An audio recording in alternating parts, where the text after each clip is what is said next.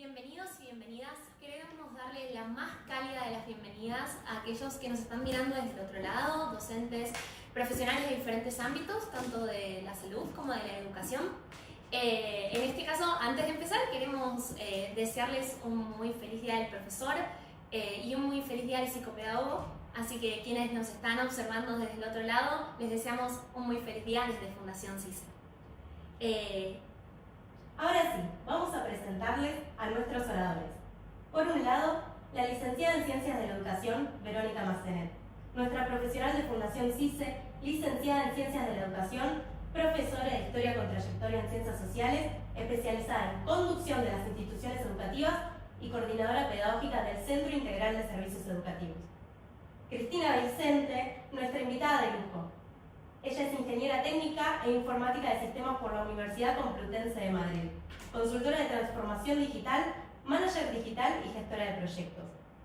Y por otro lado, Pablo Pierucci, presidente de la Fundación CICE. Les damos la bienvenida y les agradecemos por estar aquí presentes. Muchísimas gracias, muchas gracias. Bueno, así que, comentarles, esta es la primera charla de una serie de charlas que van a componer esta jornada internacional, como les comentaba, de Madrid a Argentina. Así que estamos muy contentos de poder estar acá y tener una profesional de lujo con nosotros que nos va a estar acompañando y al presidente de la Fundación. Así que bueno, primero en esta charla comentarles que uno de nuestros objetivos es poder reflexionar, aportar diferentes herramientas y también diferentes ámbitos, lo que tiene que ver con justamente la aplicación de la inteligencia artificial, la ética, la responsabilidad y un montón de cuestiones que van a ir surgiendo a medida que vamos charlando. Así que, bueno, Cristina, nuestra invitada de lujo, tal como indica la titulación de nuestra charla, queríamos preguntarte, en primer lugar, ¿no? ¿Cómo definirías la inteligencia artificial? Pues muchas gracias por la presentación. La inteligencia artificial es la capacidad que tienen las máquinas de hacer lo que haría una persona, la inteligencia humana. Entonces, pues puede ser desde reconocer imágenes, redactar textos, y lo que hace es que no piensa como una persona. Eso es importante tenerlo claro, porque al final lo que hace es basarse en una serie de datos que le ayudan a predecir y a dar una serie de resultados. Entonces, intenta ayudar con esa inteligencia de la máquina de hacer esas tareas más tediosas, pero enfocado desde esa explotación de datos de los que puede recoger información. Bien, y ahora para quienes tal vez no tienen mucha experiencia, ¿no?, con la inteligencia artificial, ¿cómo podríamos explicarles qué es la inteligencia artificial a aquellos que tal vez no escucharon del concepto o no están familiarizados con el mismo? Pues nada, simplemente eso. La inteligencia artificial es lo que una máquina es capaz de hacer, que haría normalmente una inteligencia humana, pero lo hace una máquina. Un poco así, en palabras simples, podríamos decir que es eso. Otra de las preguntas que le queríamos comentar a Cristina, o preguntarle más bien, era ¿qué diferencia existe entre la inteligencia artificial y otras tecnologías desde tal vez tu ámbito de aplicación o tu ámbito laboral? Pues al final las tecnologías nos dan un soporte y nos ayudan a hacer unas determinadas tareas, pero no tienen la capacidad de aprendizaje que sí tiene la inteligencia artificial. Entonces al final esa inteligencia artificial se puede ir alimentando con datos y puede evolucionar y dar unas respuestas pues más precisas. O sea, es una herramienta con mucho más potencial. Excelente, gracias por tu respuesta. Hay algo que nos preguntan mucho también cuando se capacitan los docentes, que es esto de que hay ciertos mitos o tal vez como ciertos prejuicios en torno a la inteligencia artificial. ¿Podrías comentarnos algunos de los mitos de inteligencia artificial que deberíamos derribar tal vez o a los que deberíamos como desmentir un poco? Sí, efectivamente, ya adelantaba un poco al principio que la inteligencia artificial no se comporta como un cerebro humano. En realidad lo que hace es basarse en estadísticas y patrones para arrojar una serie de resultados. No tiene esa creatividad o ese contexto humano que le da un poco razón a todo, ¿no? Y Y ese podría ser uno de los mitos. Otro sería que siempre dice la verdad. Esto es importante, porque la inteligencia artificial está hecha para servirnos y siempre nos quiere complacer. Entonces, si preguntamos algo a la IA, prefiere contestarnos algo que sea mentira, que se llaman las alucinaciones de la IA, a decir que no lo sabe. Entonces, bueno, luego cuando hablemos un poco más adelante del tema de cómo preguntar o cómo interactuar con la IA, iremos un poco más a detalle, pero bueno, al final hay herramientas para intentar ayudar que esto no pase. Pues como diciendo, dame con un 90% de fiabilidad esta información, o contrastar pues, con diferentes herramientas. Y ese podría ser, para mí, es uno de los hitos más de los mitos más importantes, porque no sabe todo la IA, sí, y muchas veces nos puede jugar malas pasadas, hay que tener cuidado. Otro mito que a mí me parece muy importante es que vaya a sustituir a la persona o al docente en este caso. La realidad es que es una herramienta de apoyo. El papel humano es el de guiar, el de motivar, el de acompañar, y eso la IA pues no es capaz, ¿vale? No tiene esas capacidades. Y bueno, yo creo que otro mito más podría ser que la IA es hacer trampa. A ver, depende del uso que se le dé. Es importante que hay que saber vigilar para que se haga un uso responsable de la IA, pero se puede usar la IA para enriquecer y no significa pues, que vayamos a hacer trampa. No hace trampa. Sí, sí. ¿Cómo sería enriquecer con la IA? ¿A qué te referís? No tan puntual, algo más bien generalizado. Algo generalizado, pues por ejemplo, bueno, a ver, me voy a ejemplos siempre, ¿no? Pero bueno, algo nos generalizado. podemos ir un poco de tema. El momento es este, basámonos un poquito del tema, ampliemos. Bien, pues puede ayudar a, sobre un determinado tema en el que tú incluso puedas tener un conocimiento amplio, te abre un abanico de datos que una persona, por su capacidad individual, no es capaz de abarcar. Claro, al final hay que pensar siempre en la IA con ese concepto de datos, de volumen masivo de datos, muchos datos. Entonces, muchas veces, aunque se sea experto en algo o se sepa en concreto un tema, nos puede ayudar a abrir ese abanico de posibilidades y poder enriquecer nuestros conocimientos. Va un poco en ese sentido. Bien, lo podríamos tomar entonces como un sistema o una gran olla de datos, y hay un sistema capaz de poder elegir el dato correcto en el momento indicado para la pregunta que surja. Exactamente. De hecho, el dato indicado, volvemos un poco luego cuando lo veamos en detalle, lo tiene que dar la persona. La persona es la que tiene que decirle a la IA, tiene que saber preguntar a la IA. Es importante el tema de los prompts, que ya lo hemos nombrado, porque es como si tuvieras un océano de datos y tuvieras que buscar. Entonces es importante, luego se va aprendiendo a usar y se va afinando y al final pues es más certero, pero es importante saber que la responsabilidad la tiene la persona de cómo busco esos datos o cómo reflexiono sobre los datos. Hoy cuando conversábamos fuera de cámara hablábamos de esto y decíamos cómo hacemos para preguntar lo que queremos que nos... A ver, no lo que queremos escuchar, porque literalmente a veces nos dice aquello que estamos buscando escuchar aunque no sea la verdad, ¿no? Que es lo que nos comentaba, y seguramente lo vas a ampliar después. Pero, ¿cómo hacemos para que se ponga en personificación y pueda preguntar desde ahí? Por ejemplo, yo soy profesor de historia, como lo es Verónica, y que te haga una determinada práctica como profesor de historia. ¿Cómo sería una pregunta? Sí, al final a la IA le tienes que dar un contexto. Entonces tú le tienes que decir, soy profesor de historia, se lo puedes preguntar de mil maneras, te va a entender. O sea, le puedes decir como profesor de historia o soy profesor de historia, quiero hacer una actividad, como sería, pues no sé, preparar una clase para alumnos de primaria, por ejemplo. Y quiero contar a modo de cuento pues la historia que pasó entre 1928 y 1953. Entonces, cuanto más contexto se le dé a la IA, más va a enriquecer esa respuesta. Digamos que a mayor tal vez especificidad en la solicitud a la inteligencia artificial, vamos a tener un mayor nivel de resultado, un mejor resultado para lo que estamos solicitando. No hay que tenerle miedo a la IA, porque es verdad que esta es prueba y error, quiero decir, se puede preguntar algo y en función de los resultados que arroja se puede afinar esa búsqueda. La propia IA, cuando te arroja una respuesta, te suele preguntar, ¿quieres más detalle? ¿Quieres que lo resuma? ¿quieres que te saque una tabla? ¿Quieres que te haga un documento? O sea, la IA ya te va a arrojar resultados que por la experiencia que tiene piensa que tú es lo que estás necesitando. Pero tú mismo puedes ir depurando ese prompt que se llama, esa manera de interactuar, y lo que es eso, muy importante, dar el contexto lo más detallado posible. ¿Qué le dirías a la gente? Viste que la IA va por generaciones, ¿no?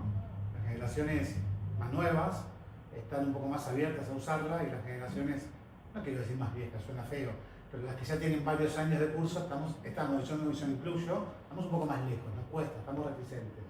¿Qué le dirías a la gente que piensa, no, yo prefiero no usarla, me da un poco de temor lo que responda, un poco de temor lo que haga? ¿Qué le podemos decir? ¿Qué se te ocurre? Pues a ver, yo me voy a ir a mi campo, ¿vale? A mi trabajo diario, y yo, tengo más de 20 años de experiencia en consultoría informática y siempre he tenido buenos resultados con los clientes, bueno, alguna cosa que pueda ir un poco más regular, pero bueno, en general ha habido siempre satisfacción.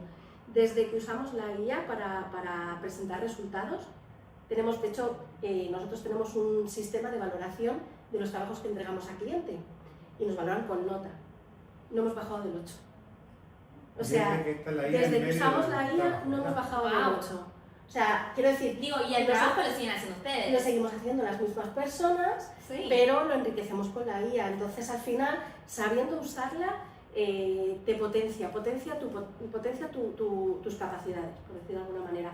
Entonces, aunque seas una persona experimentada, que no hayas usado la IA, bueno, yo animo de verdad a que se empiece a interactuar con la IA y que se le intente sacar ese partido. O sea, al final, yendo un poco más al campo de la docencia, pues hay docentes con una dilatada experiencia que saben perfectamente cómo abordar una clase o cómo explicar un determinado tema. Que prueben a ver qué les arroja la IA, porque a lo mejor no van a seguir lo que les dice, pero les puede dar algún tip, alguna idea, que de ahí, a partir de ahí, yo creo que les puede ayudar. Sí, creo, Cristina, que indefectiblemente lo que vos estás comentando es, no sé si el debate ya es si utilizamos IA o no utilizamos IA, sino cómo utilizamos inteligencia artificial, ¿no? Exactamente. Porque ya, además, también podemos hablar de un concepto que es el de nativo digital. El nativo digital es aquel que nace en la era donde ya existe el Internet.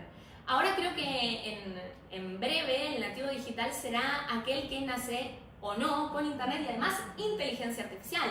Y veremos ahí, ¿no? ¿Cómo serán esos cambios? Porque tal vez esto que comentaba Pablo un poco, este tema de las generaciones, de nacer sin inteligencia artificial o sin Internet. Ahora estamos viendo esto en un momento van a nacer personas con inteligencia artificial en sus campos de aplicación y ya, digamos, va a haber un avance sustancial.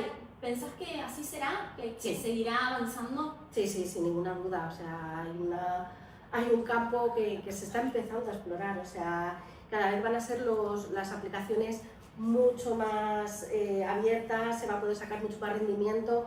O sea, al final va a ser el día a día. Mismamente, hace unos cuantos años, muy pocas personas tenían teléfono móvil, por poner un ejemplo. No hace mucho. Y hoy en día, ¿quién no tiene móvil? O sea, hay una imagen, a mí me parece muy potente, de una elección, no recuerdo, yo creo que era con la elección de Benedicto XVI, que no fue hace tanto, sí, hace poco. Y sale la plaza y la gente pues observando cómo es la elección y demás. Y hay otra foto de la elección del Papa Francisco, que está la plaza llena de móviles. Con luces. Y no hubo tantos años de diferencia, y para mí me parece brutal, porque ahí vemos, igual que pasaba con los móviles, exactamente, ahora es la inteligencia artificial. Sí, es un antes y un después. Tengo una pregunta que por ahí, quien está detrás de la cámara quiere escuchar. Esto te lo pregunto para que lo pienses y es una respuesta tuya muy personal. ¿En qué porcentaje está explotada hoy la inteligencia artificial? No a nivel docente ni a nivel práctica profesional, en general.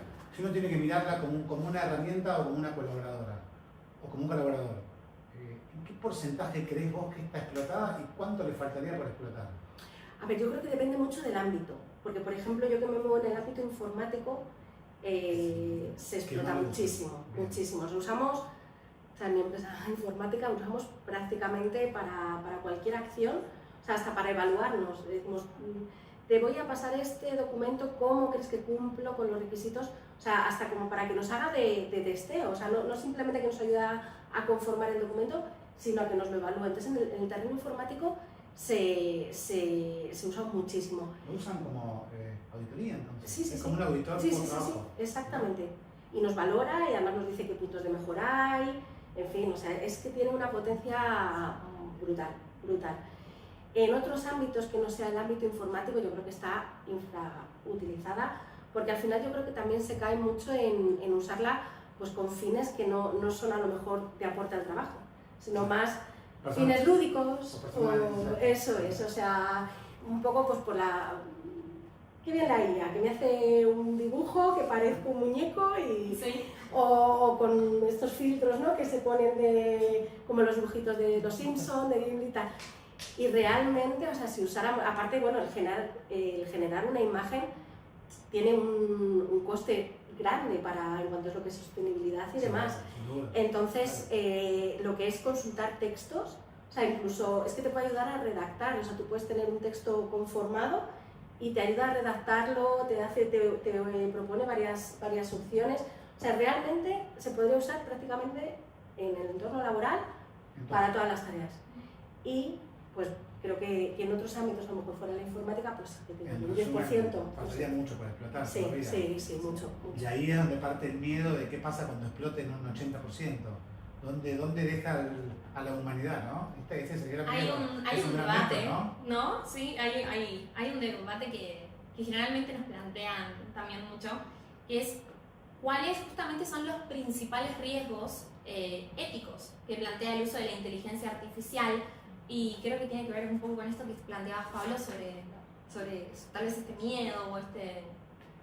El temor de lo que viene, ¿no? Porque uno El temor de lo que viene. ¿no? Yo creo que uno cuando se pone a hablar de esto y gente que no está por ahí más cerca porque no lo usa como herramienta o como lo que fuera, yo conozco gente que lo usa para hacer terapia. No sé si conoces a alguien.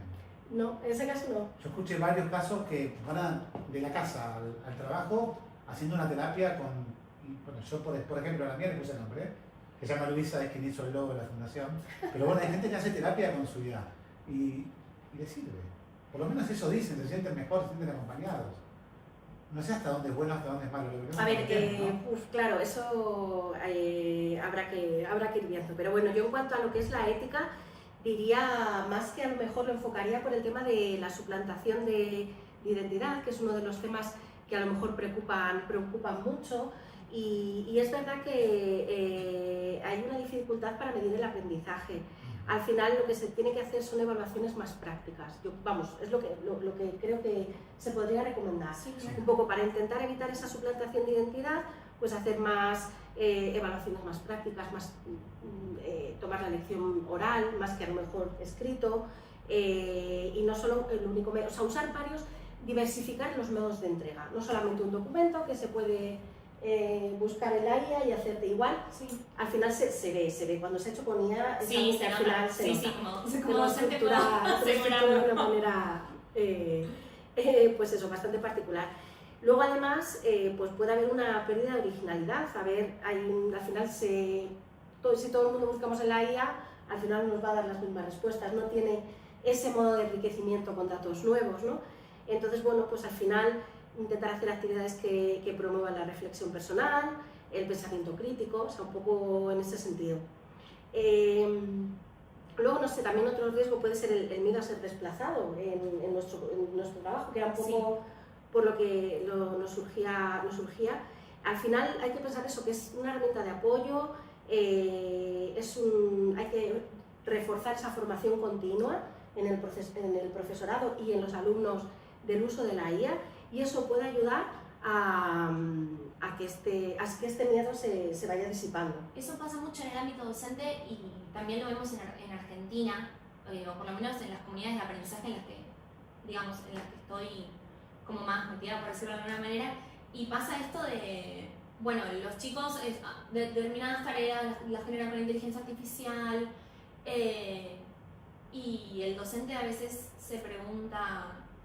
¿Lo hizo él o...? Sí, lo hizo, no lo hizo, y también hasta qué punto va a avanzar esta situación y quién dice tal vez que no me suplante una IA. Tipo, por ejemplo, que es uno de los miedos que también planteabas vos en tu campo laboral. Entonces parece que es como que la inteligencia artificial este miedo de ser suplantado, desplazado. Yo encontré en estos días, hace tiempo atrás que lo estamos investigando con Verónica en el trabajo, y veíamos una escuela en Londres que prácticamente todas las aulas están impartiendo clases a través de IA, por supuesto supervisado por una estructura docente bastante buena, pero es la IA quien da la clase, quien dicta la clase de forma expositiva, por supuesto, porque no hay mucha colaboración de clase.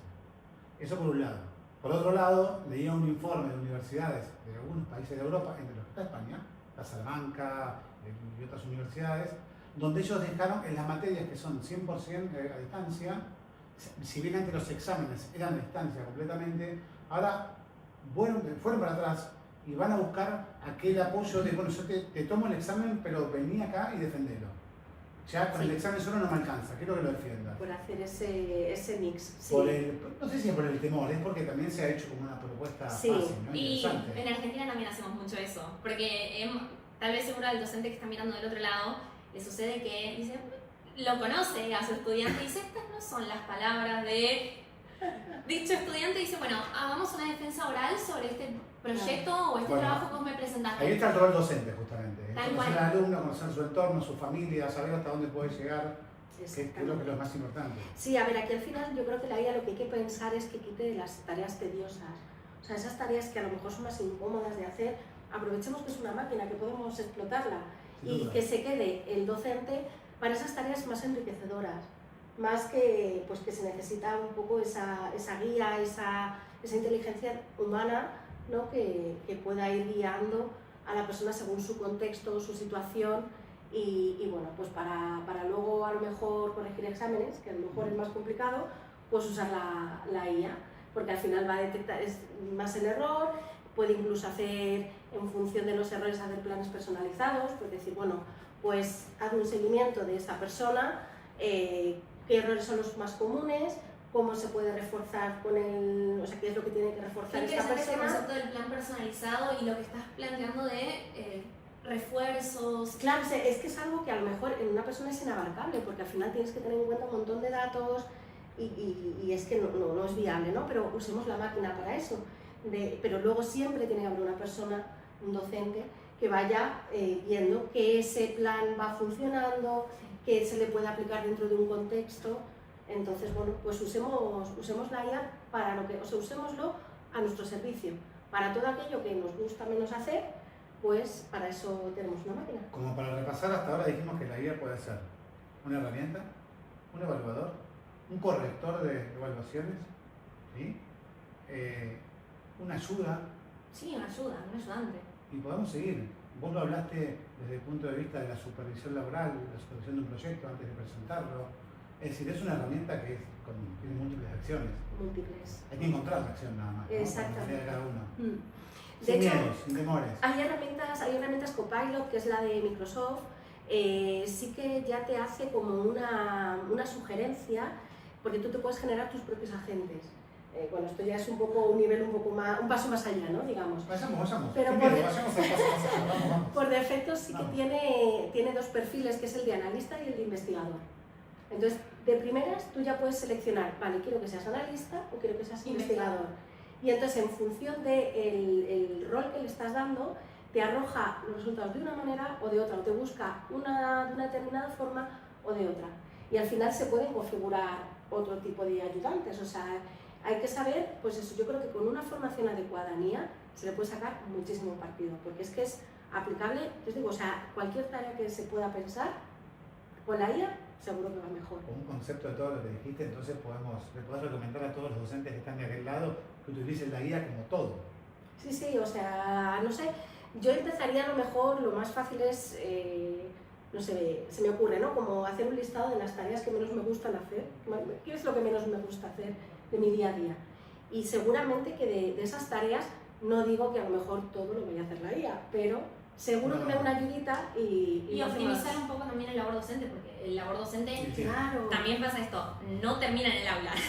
Y eso lo sabemos. Todo comienza ahí. El docente está en el aula, el docente está en casa corrigiendo, el docente está muchas veces también atendiendo un montón de cuestiones emocionales, personales, familiares que pasan en el ámbito educativo, entonces el docente también tiene un montón de responsabilidades que tal vez no le son inherentes a lo que tiene que ver con para qué se formó, pero muchas veces hay docentes que terminan en una situación donde prestan oído o alcanzan un alfajor, que es uno de nuestros snacks, porque hay un estudiante que no puede concentrarse porque tiene hambre, entonces termina cumpliendo como un montón de funciones.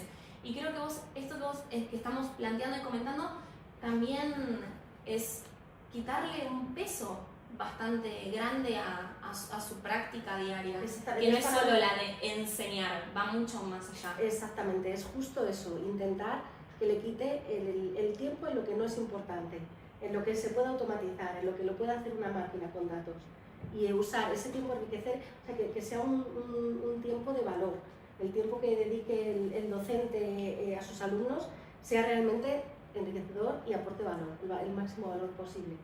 Es un poco, esa es la idea. Qué lindo eso que estás diciendo. Cris, te vamos a hacer una pregunta. ¿Podrías compartirnos a docentes y profesionales que te estamos escuchando y observando también del otro lado, alguna experiencia que hayas tenido que hable un poco o que ilustres un poco la integración de la inteligencia artificial en tus prácticas, o alguna experiencia que hayas tenido tanto acá en Madrid como a nivel internacional que haya llamado tu atención? Es importante que lo hagamos de modo extendido. Vamos a tomar un café, tomamos un café con unos croissants de alumnos anuales y distendámonos y contamos una experiencia personal ya de esto. Pues vamos a salir un poco del plano educativo, vamos a entrar al plano personal. Vamos. Vale, sí, pues a ver, yo creo que también un poco por poner un poco en contexto de dónde podemos llegar a tener la IA, sí que me gustaría, antes de contar la experiencia, que ya es como muy futurista, ¿no? Es irnos como a lo máximo, todos tenemos de estas experiencias, porque al final, si buscamos en Google, la respuesta ya vemos que nos da la IA una propuesta. Si buscamos las recomendaciones de Netflix, bueno, ahora en Google hay una IA que es lo primero que te sale, Sí, exactamente. Y luego, pues es todas las recomendaciones de Netflix, la parte de asistencia con el Google Maps, y un poco, bueno, pues por ahí yo sí que tengo una experiencia, pues bueno, muy, muy curiosa, ¿no? Por decirlo de alguna manera, y es la asistencia en la conducción a los coches, que ahora mismo los Tesla lo tienen, porque bueno, tienen una pantallita, para los que no hayan montado en Tesla, que te va haciendo un recorrido con unas cámaras que tiene el coche, y entonces te hace como un mapa esquemático de lo que hay a tu alrededor, pues donde hay un semáforo, donde hay una persona, donde hay un coche, donde de todo tu entorno. Y eso ya extrapolado a, digamos, lo último de lo último, existen pues unos coches en Estados Unidos, los Waymo, que tienen dirección, o sea, directamente el coche conduce solo. ¿Pudiste subirte a uno? Sí. Conducción autónoma. Conducción autónoma No conduce total. nadie. No lo conduce nadie. No hay chofer. O sea, estabas vos solita. Sí, No, sí. estás sola. Ahí. Sí, o sea, el coche llega, se pide a través de una aplicación tipo Uber, entonces vienen señalizados de una manera específica, que es con un cilindro arriba, con las iniciales de la persona que le ha llamado. Entonces, cuando llega el coche, le das al botón, se abren las puertas, o no puede entrar, tiene como un picaporte hacia adentro y se abre. Entonces ahí ya puedes abrir. Y abres y está el coche solo. Es como el coche fantástico, bueno, aquí lo llamábamos así. No sé cómo se llamaba la serie allí. ¿Y qué sensación te dejó estar arriba de ese auto y ver que ese coche se maneja solo? A ver, la primera, hice varios viajes. Bien. El Un primero... poquito más animado con el tiempo. El primero fue agarrada al asiento y teniendo un poco, pues eso, no perdiendo ojo detalle de todo lo que hacía el coche. El último viaje, hablando con la persona con la que iba, tranquilamente en la parte de atrás, es que ni me acordaba que era un coche que no estaba manejado por una persona. está manejado por una persona. Y al final es un coche que es fiable, no te va a llevar a tu destino por el camino más rápido. De hecho, esto lo escuchaba en la radio, aquí en España lo comentaban, se ha hecho un estudio de incluir un color más en el semáforo, que no sé si era el blanco, y significaba que tenías que seguir a un coche autónomo. Hay tal cantidad ya de coches autónomos y está demostrado que mejoran el tráfico un 10%. Entonces, lo que se proponía es añadir un color más al semáforo cuando hubiera mucho tráfico y que tú siguieras al coche autónomo más cercano y entre ellos se comunican.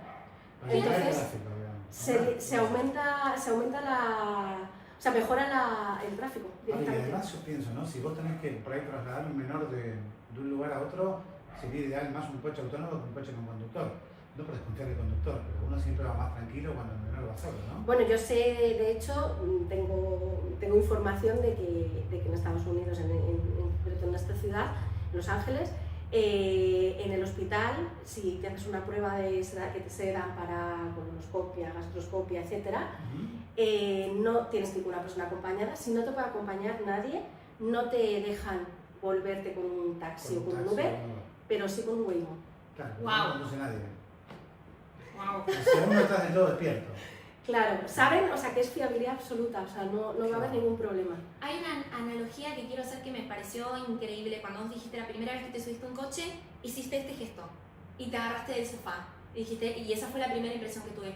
Y creo que en diferentes ámbitos profesionales, incluyendo la docencia, creo que el primer acercamiento a la inteligencia artificial es un agarrarse del asiento también. Justo, sí. Y es esa sensación, ¿no? Y es como, y después uno va Como una montaña Te vas a rusa, acostumbrar subir el carrito de montaña rusa. y optimizando. Exactamente. Parecido. Me pareció como un comentario, una analogía así como muy interesante desde tu experiencia, también llevarlo un poco al campo educativo. Sí, totalmente se podría equiparar. Podemos ponernos serios de nuevo y volvemos a las preguntas educativas. Vamos a seguir. Bueno, Cris, hay algo que hablamos mucho del futuro también, ¿no? Esta cuestión de qué es lo que va a pasar. Y te quería preguntar cómo, porque ya está pasando, ¿no? Pablo contaba esta situación de que este colegio en Argentina, este colegio en Gran Bretaña, donde hay como un porcentaje muy grande de inteligencia artificial, de todas formas administrado por personas, por docentes, supervisado. Exacto, sí. Entonces, Cris, ¿cómo desde tu experiencia, tu bagaje, tu labor, tus prácticas profesionales, cómo ves vos la educación o las instituciones educativas en el futuro? Pues para empezar, más eficientes. O sea, al final es eficiente. Inconscientemente hice esto. Inconscientemente hice esto. Vamos. Yo lo veo eso mucho más eficiente porque al final aprovechamos esos tiempos, digamos, de calidad, se da calidad a esos tiempos o esa dedicación y a favor de precisamente de los alumnos. Entonces, bueno, pues para empezar, mucho más eficiente, más enriquecedora. Yo creo que también es algo que yo, mi experiencia con la IA, es que sé más que ayer. Por mucho que me lo de la IA, yo he llegado a abarcar campos que jamás hubiera pensado que podría saber algo. O sea, experta no soy, por supuesto, pero sí que puedo tener una noción de todo lo que me ha ido enseñando la IA. Y al final creo que es eso, aporta eficiencia y esa expertise, por decirlo de alguna manera. Sí. ¿Qué es lo que yo pensaba recién cuando vos decías que a través de la IA sabías cada día un poco más? Y la IA también sabe un poco más por vos cada día, ¿no? Sí. Es como que se retroalimentan y van creciendo o evolucionando de alguna manera juntas. Sí. Juntos. Porque la verdad que al fin y al cabo no sabemos si es juntas o juntos. No sabemos si es ella o él o quién sabe qué, pero algo hay de lo Pero que está ahí. corresponde. Hay muchas, desde el ámbito educativo, hay incluso algunas aplicaciones que están siendo utilizadas por docentes en Argentina, tal vez en España seguramente pase algo similar, que tiene que ver con Kahoot. No sé si ustedes lo... Sí. Bueno, que está, digamos, tiene un soporte desde la inteligencia artificial y se crean escenarios lúdicos, ¿no? Y diferentes actividades donde hay un trabajo cooperativo o ciertas actividades que ponen a prueba o ponen en desafío algunos conocimientos, y hay docentes que hoy lo están usando. Entonces ya estamos hablando de que hay ciertas actividades que están potenciadas con la inteligencia artificial dentro de las aulas. Total. Y están ahí, y bueno, ChatGPT, claramente, el ChatGPT también está... Sí, luego por ejemplo hay herramientas que yo creo que a lo mejor se conocen un poco menos, que son las de generación de imágenes. Yo creo que en el ámbito de la docencia, usar por ejemplo Canva, que es una herramienta que te da un montón de posibilidades, tú le describes un texto y te hace una infografía. Y muchas veces, porque realmente la información, escuchaba hace poco, ¿no? Que no sé si era como que el 70% de las personas somos visuales, el 20% auditivas y el 10% más de tacto, ¿no? Entonces, realmente la información nos entra por los ojos. Con lo cual, igual que las matemáticas, poniendo el ejemplo de si se pinta un círculo, se puede llegar a entender mucho mejor pues, cómo es el área de un círculo, en fin, que la matemática siempre ha estado muy cerca de esa grafía y siempre ha ayudado a entender los problemas, incluso pues, ya si nos vamos a límites o demás, se ve mucho mejor con las gráficas, las parábolas y demás. Todo es un poco por ese principio de que la información entra por los ojos. Con lo cual, usar este tipo de herramientas más visuales, que al final hace una serie de diagramas o trípticos o infografías, creo que también puede aportar mucho a la docencia, porque haciendo el prompt adecuado puede resolver y dar ideas sobre pues eso, una imagen que puede aportar a ese tema que se está estudiando en ese momento. Sí, el prompt adecuado y la especificidad, ¿no? Que hablábamos, ¿cierto? De ser lo más específico posible a la hora de redactar una solicitud. A esto es lo que le llamamos prompt, ¿no? Exactamente. Esto le quería preguntar, definan prompt para el público, porque hay gente que no sabe lo que es un prompt. Recién hoy están empezando a intentar, mientras estaban ustedes hablando, agarraron el teléfono y dijeron, ¿qué es ChatGPT?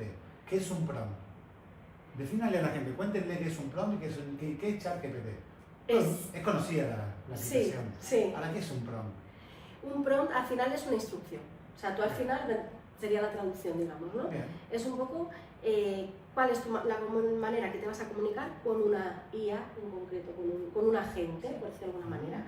Como puede ser ChatGPT, como puede ser Canva, como puede ser Kahoot. O sea, digamos que la gente es ese tipo de inteligencia que no solamente corrige textos, sino que puede hacer imágenes, ayuda en formación lúdica, y el prompt es la forma de interactuar con ese agente.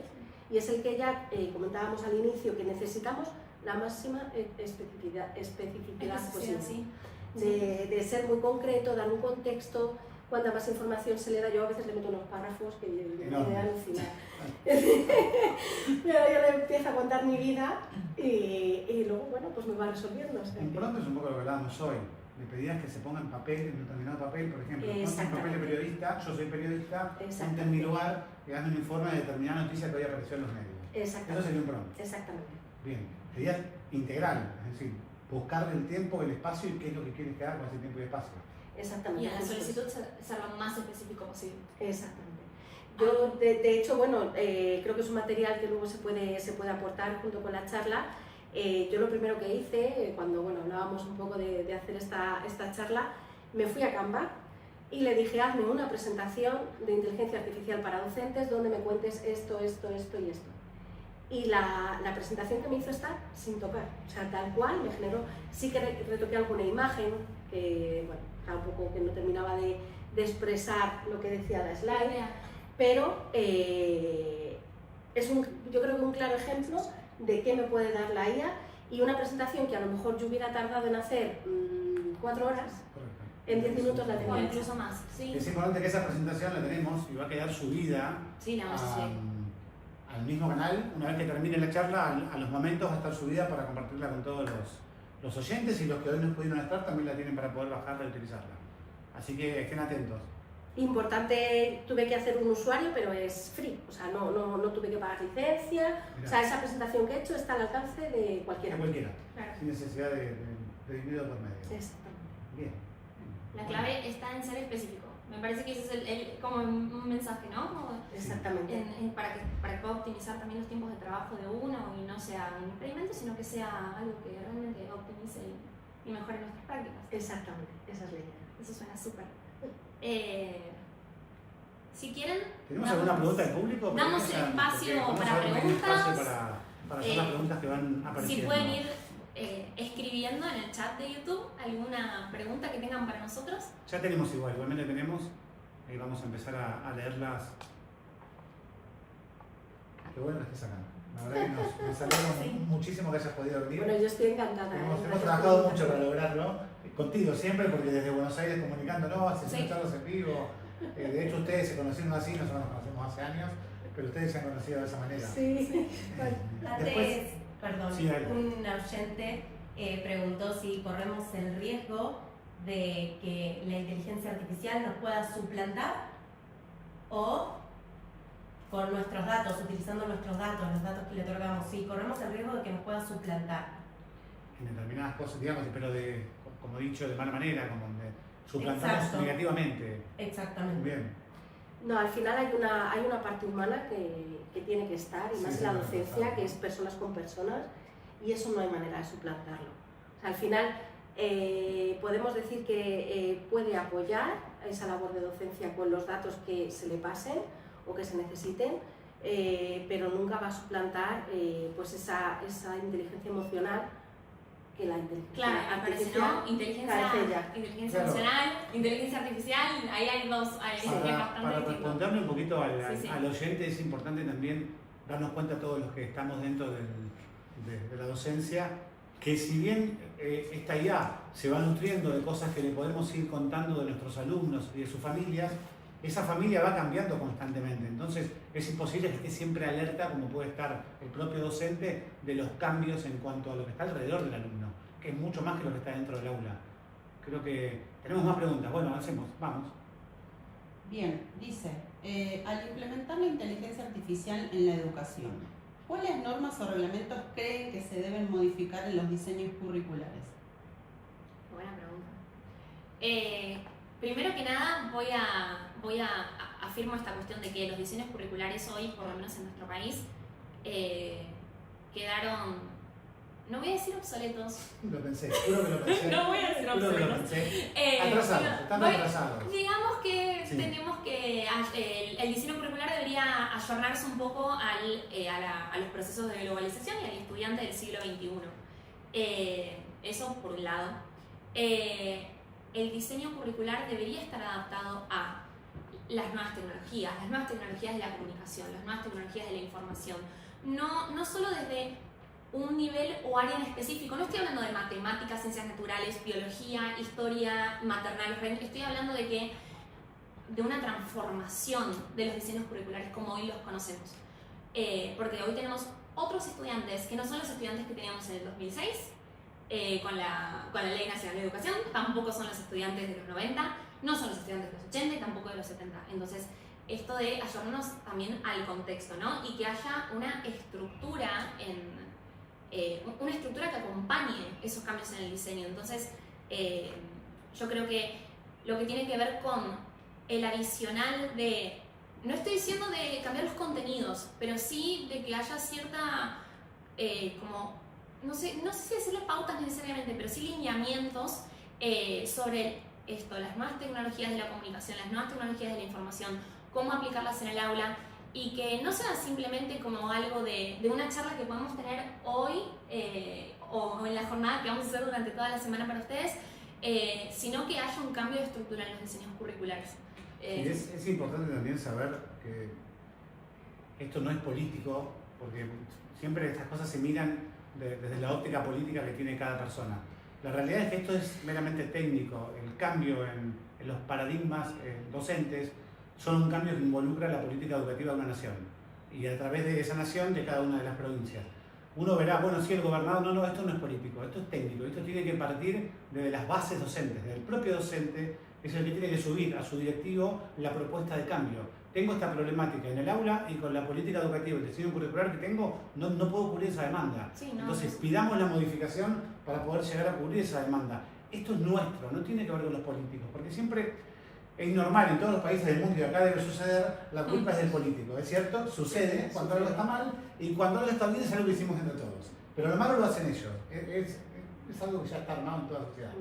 Sí. Tenemos que salir un poquito de eso para poder evolucionar, porque si vamos siempre a responsabilizar a cada político de turno de lo que nosotros como base docente no hacemos, vamos a estar siempre estancados en un lugar. O sea, la educación crece, tratamos de hacerla crecer desde la capacitación, pero la base está quieta. Tenemos que mover la base para que esto crezca. Sigamos, vamos con otra pregunta. Tenemos varias preguntas, vamos a ir eligiendo un poco las que nos proponen los oyentes.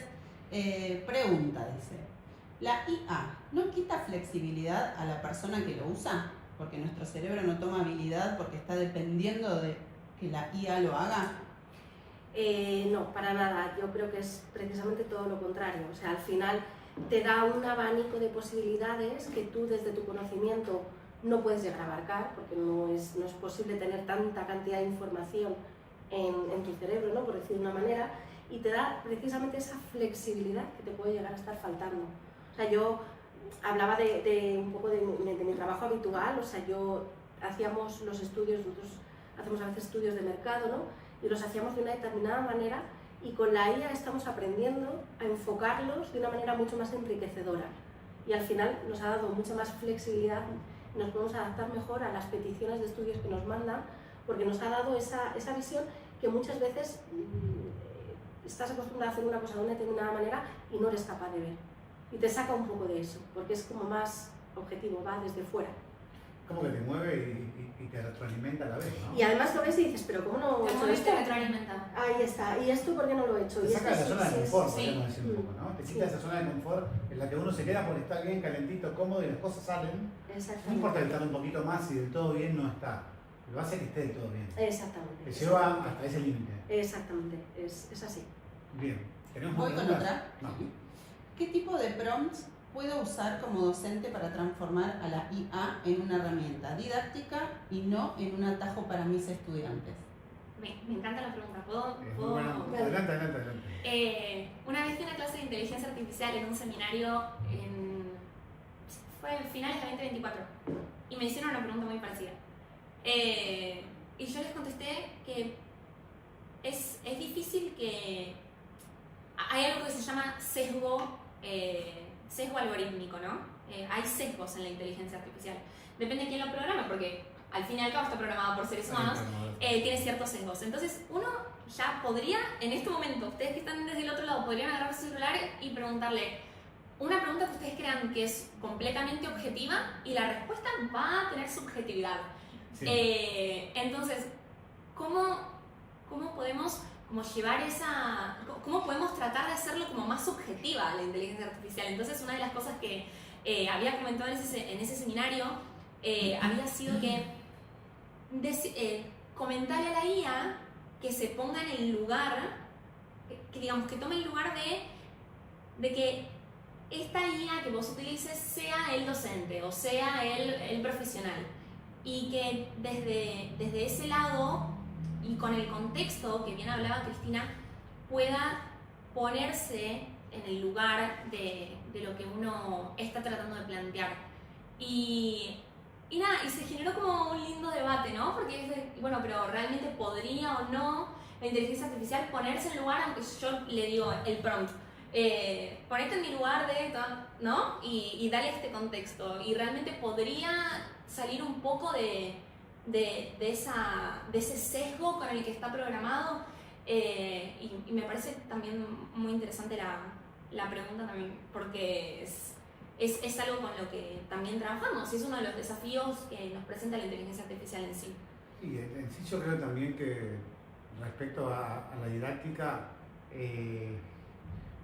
la idea tiene que nutrirse un poco con las estrategias didácticas. Es decir, existen las estrategias, hay una infinidad de autores que plantean cientos de estrategias didácticas distintas, y a la hora de impartir una estrategia uno elige la propia.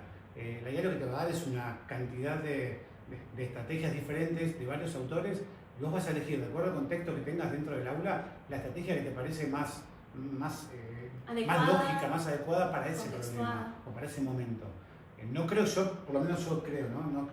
Tiene la capacidad de elegir una estrategia para una determinada situación áurica, si la nutrimos bien o nos va a llevar mucho tiempo. No, si se nutre bien te puede dar un montón de información y un montón de apoyo. De hecho, justo comentabas y me acordaba de una formación que di hace tiempo del síndrome del impostor, y yo quería hacerla un poco práctica.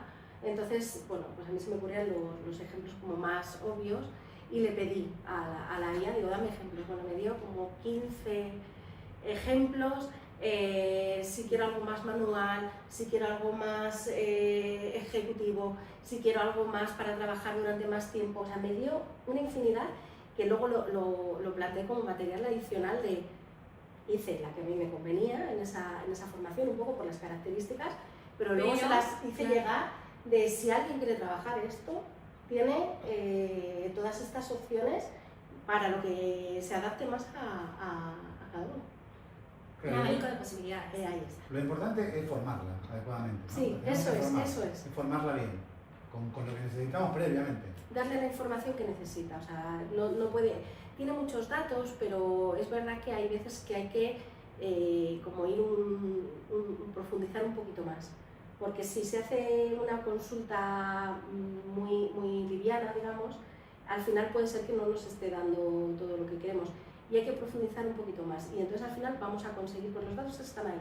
Pero tú puedes tener una conversación y según vas mejorando el prompt, se va acertando más y se va retroalimentando con lo que tú le vas diciendo y se va ajustando más a lo que Y necesitas. en respuesta a esta pregunta, podríamos decir entonces que si adecuamos bien la pregunta, la hacemos como corresponde y le pedimos que tome en consideración tal cosa y se ponga en tal lugar, nos puede elegir una herramienta didáctica para tal situación. Exactamente. Bien. Otra más tenemos para compartir. ¿Cómo apoyarse en la inteligencia artificial para procesos de educación inclusiva? Personas con discapacidad y estudiantes con necesidades de apoyo educativo.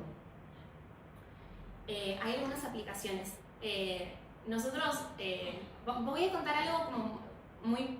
no quiero decir por arriba, pero sí tal vez a nivel más general, porque vamos a tener capacitaciones a lo largo de esta jornada que justamente van a hablar de la accesibilidad en la educación. Así que voy a como decir dos aplicaciones, así nos encontramos nuevamente en la próxima charla que va a estar orientada justamente a eso. Hay dos particularmente que sí me gustaría compartirles. De todas formas vamos a hablar en profundidad sobre esto en la charla que tiene que ver con la especificidad de la accesibilidad en la educación. Hay dos particulares que les quiero compartir. Ahí está Microsoft Immersive Reader, que se los podemos poner después en comentarios e incluso cuando termina les escribimos.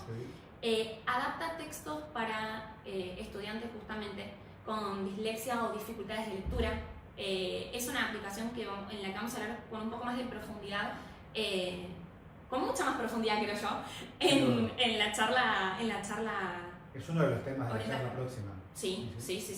Las diferentes herramientas que nosotros podemos utilizar en la práctica docente y también en otros campos de orientación profesional, tal cual. Y después también tenemos el Script Sense, que también después les vamos a escribir bien cómo es, que trata de corregir algunos manuscritos o algunos textos de determinados estudiantes con alguna patología en particular y adaptarla a esa necesidad o adaptarla a esa dificultad que puede surgir en el aula y le da como una, dependiendo de la dificultad también, ¿no? O que presente el estudiante o un grupo de estudiantes, de brindarle al docente diferentes orientaciones que podrían acompañar ese proceso, que claramente esto no reemplaza a un gabinete psicopedagógico, ni a un equipo de orientación escolar, ni ningún tipo de terapia, pero sí son dos aplicaciones que, para contestar la pregunta, me parecen útiles de mencionar por lo menos, y después seguimos este tema en la charla correspondiente a ese. ¿Tenemos una más?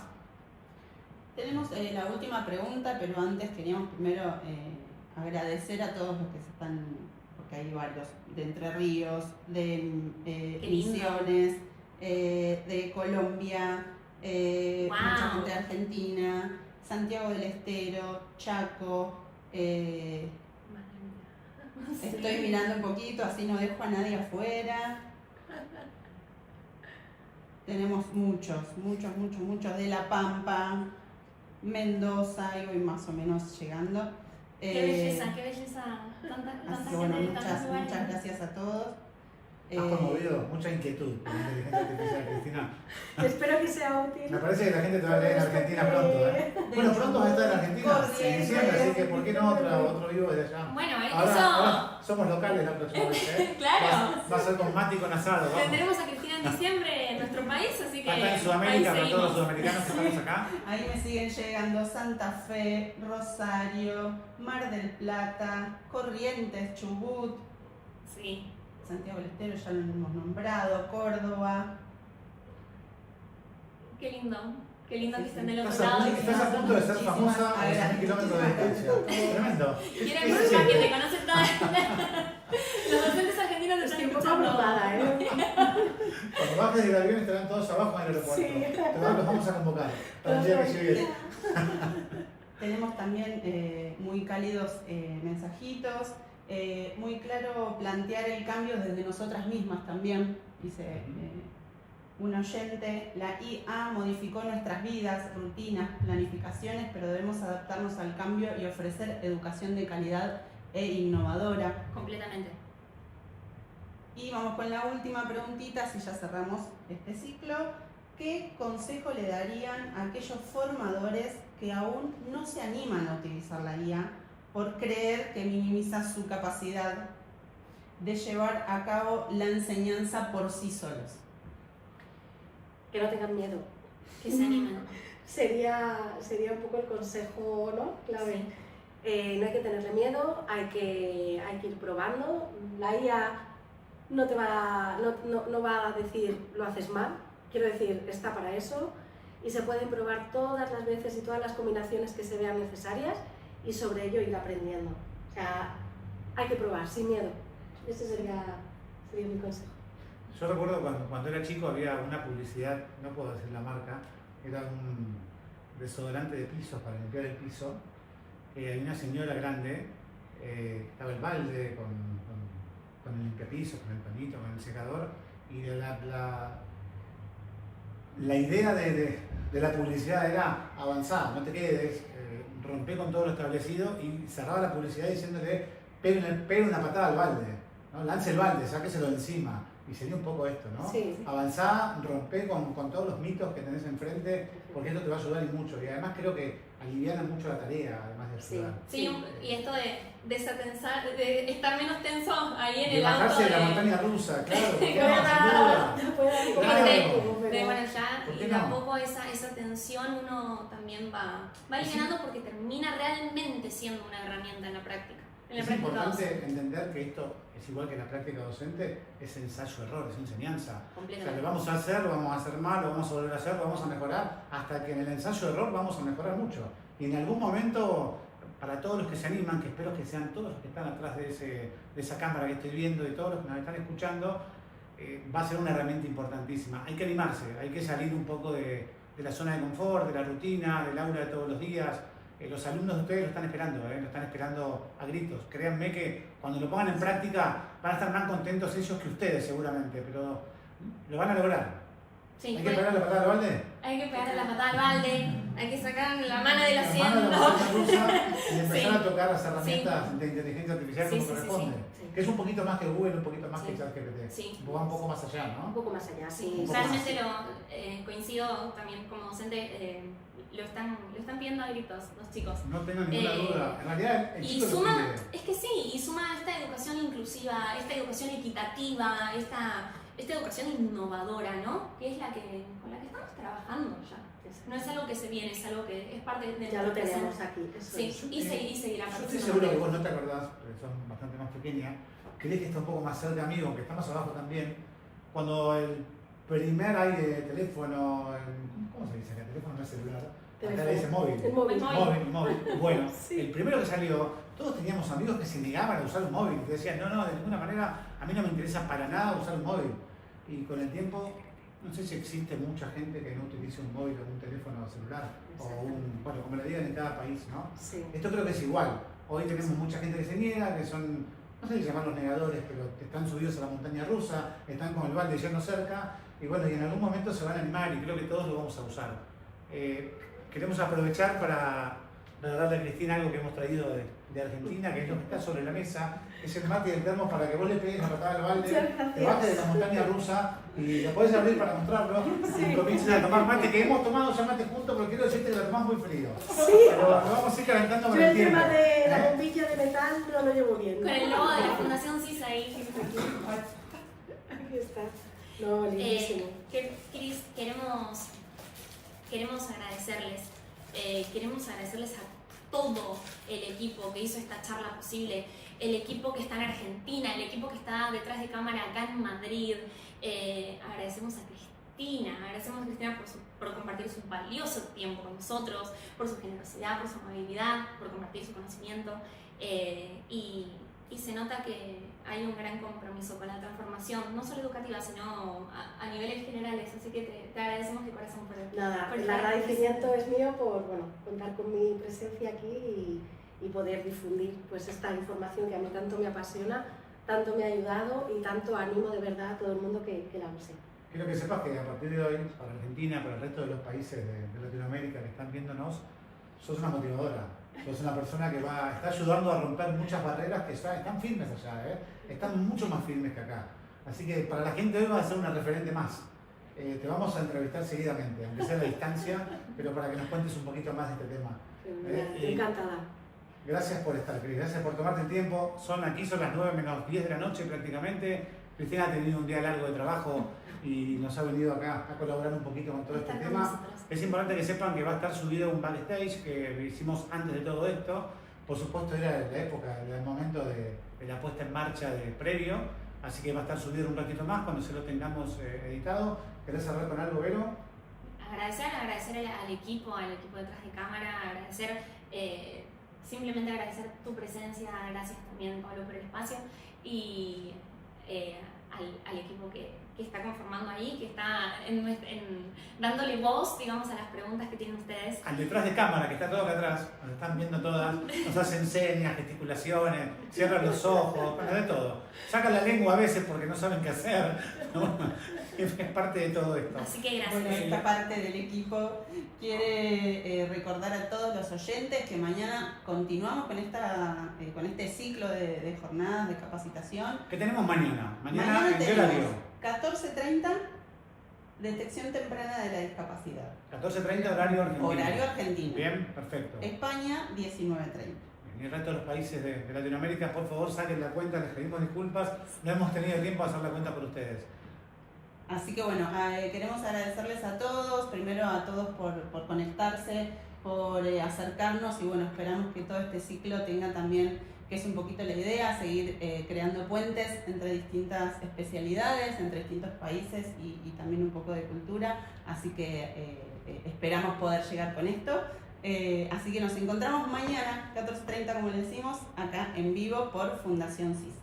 14:30 entonces. Muchísimas gracias. Gracias, Cris. Gracias. Gracias. Gracias por venir. Chao. Chao.